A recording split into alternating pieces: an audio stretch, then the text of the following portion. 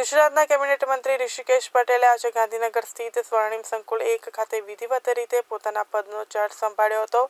ઋષિકેશ પટેલે ઉર્જા અને પેટ્રોકેમિકલ્સ મંત્રી તરીકેનો ચાર્જ ગ્રહણ કર્યો છે.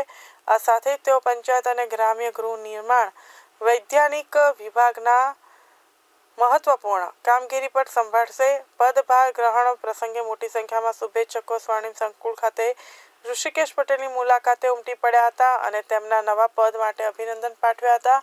ચાર્જ સંભાળ્યા બાદ ઋષિકેશ પટેલે જણાવ્યું હતું કે રાજ્ય સરકાર ઉર્જા ક્ષેત્રમાં નવીન તકનીકોનો ઉપયોગ કરીને વધુ કાર્યક્ષમતા લાવવા માટે કટિબદ્ધ છે.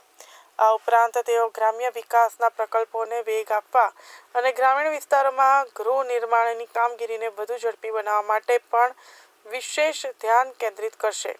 તેમણે ખાતરી આપી હતી કે તેઓ તેમના વિભાગ દ્વારા રાજ્યના વિકાસને નવી ઊંચાઈઓ પર લઈ જવા માટે પ્રયાસો કરશે.